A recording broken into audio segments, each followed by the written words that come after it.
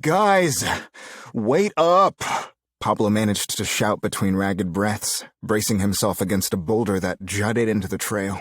Sweat trickled down his face, but it was the tightness in his chest that really had his attention. It's not a race! Life's a race, Pobs! Sasha called back from well up the path, her silhouette briefly catching the sun as she darted around the bend, her deep brown skin radiant in the light. Her orange tank top clung to her shoulders, the hem just grazing the waist of black leggings that hugged her powerful legs. A flannel shirt was tied at her waist, and her high twist braids bounced with every stride, radiating fearless joy. "And Sasha is going down this time," Warren added, with a grin loud in his voice. Warren's broad frame veered off the main trail, and he crashed confidently through the brush to cut the next switchback.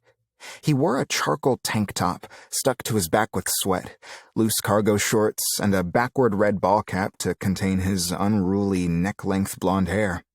As usual, Warren moved like someone who always expected the world to make room for him. Because usually, it did. "Oh, no, you don't," Sasha laughed and broke into a full sprint. "See you at the top, Pobs!" They disappeared around the bend, their shouts and laughter echoing off the mountainside. Pablo gritted his teeth and tried to breathe deeply, but the wheeze in his throat made that nearly impossible. The first few miles had been fine, but now, halfway up the mountain, he was painfully aware that he was more comfortable behind a screen than climbing summits. It felt like his lungs were being crushed in a vice. "I don't know why I agreed to this," he muttered, tugging at the straps of his too-heavy backpack. Who knew a 2-night camping trip would require so much gear? "I can think of a reason or two," Zoe teased from behind, her sing-song voice making his cheeks flush.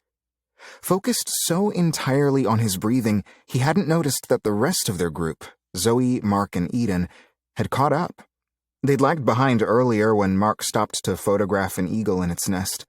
The camera, with a telephoto lens the length of a beer bottle, was slung around Mark's neck, ready for more action. Zoe tugged at the straps on her pack with casual ease. Tall and toned, with a blonde ponytail pulled through the back of her cap, she wore a light gray t-shirt, yellow athletic shorts, and well-worn sneakers.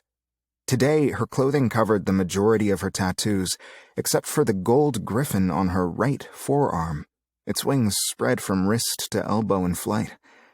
Mirrored sunglasses were perched atop her cap, creating her trademark "don't fuck with me" air.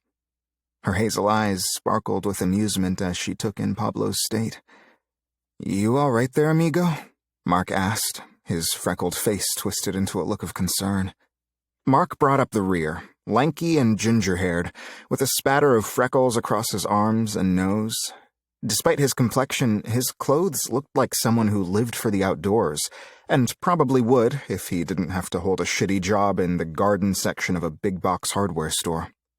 His sun-faded green flannel was rolled to the elbows, and his hiking boots bore the scuffs and stains of countless trails. Even his khaki cargo pants looked soft from wear. Everything about his gear was broken in and well-loved, like he'd stepped straight out of a national parks brochure.